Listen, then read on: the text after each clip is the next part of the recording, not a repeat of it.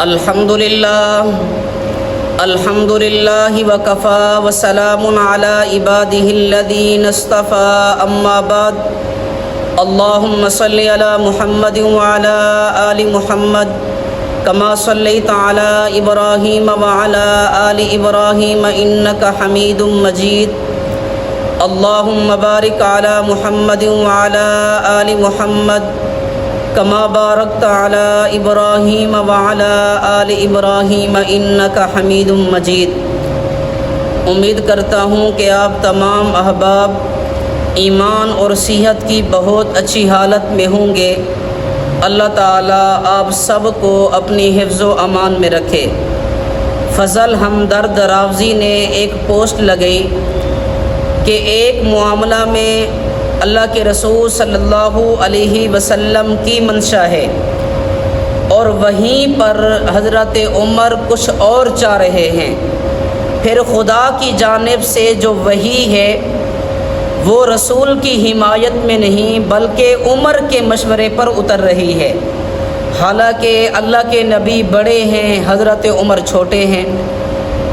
ہمارے سادہ مسلمان اس طرح کے اشکالات اور شبہات سن کر پریشان ہو جاتے ہیں، اور ہمارا مسئلہ یہ ہے کہ ہم ان لوگوں کو دیکھتے اور سنتے ہیں جو اشکالات پیش کرتے ہیں، ان لوگوں کو نہیں دیکھتے اور سنتے جو ان اشکالات کا رد کرتے ہیں، ان شبہات کو صاف کرتے ہیں۔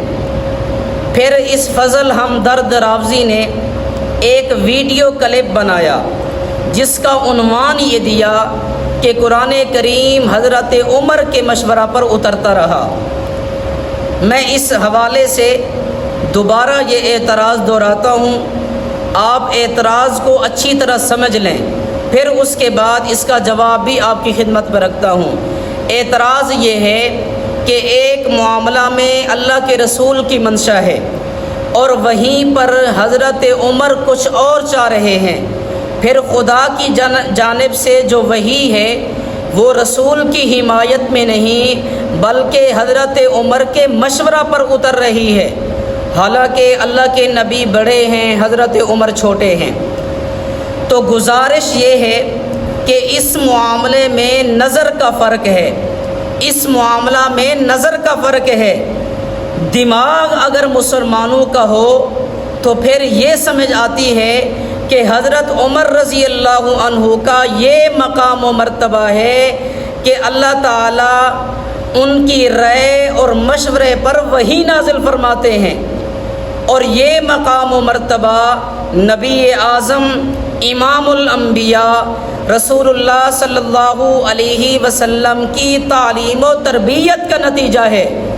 جس پیغمبر کی تعلیم و تربیت کے نتیجے کے اندر ایسے لوگ پیدا ہوئے، خود اس پیغمبر کا کیا مقام ہے، خود اس پیغمبر کا کیا مقام ہوگا۔ لیکن اگر ذہن سبعی ہو، ذہن اگر سبعی ہو تو پھر وہ نبی اور نبی کے شاگردوں کے درمیان ٹکراؤ پیدا کرتے ہیں، نبی اور نبی کے شاگردوں کے درمیان ٹکراؤ پیدا کرتے ہیں۔ جی اللہ کے رسول کی منشا اور حضرت عمر کی منشا اور پھر خدا کی وحی حضرت عمر کے مشورے پر، حضرت عمر کے مشورے پر ان کی رائے کے موافق، حالانکہ حضور بڑے، حضرت عمر چھوٹے ہیں۔ تو دیکھیں تو بہت دفعہ چھوٹوں کی مان لی جاتی ہے، تو بہت دفعہ چھوٹوں کی مان لی جاتی ہے، اور اس پر بڑے بھی خوش ہوتے ہیں کہ ماشاءاللہ ہمارا چھوٹا اس لائق ہو گیا ہے۔ اصل مسئلہ یہ ہے کہ عمر ہضم نہیں ہو رہا، اور حقیقت یہ ہے کہ شیطان کے لیے عمر بہت بھاری ہے۔ مختصر یہ ذہن میں رکھیں کہ حضرت عمر رضی اللہ عنہ کی رائے کے موافق وحی کا اترنا اس بات کی واضح دلیل ہے کہ وہ کامیاب استاد کے کامیاب شاگرد ہیں۔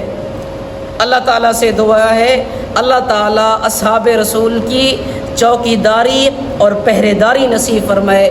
وآخر دعوانا ان الحمد للہ رب العالمین۔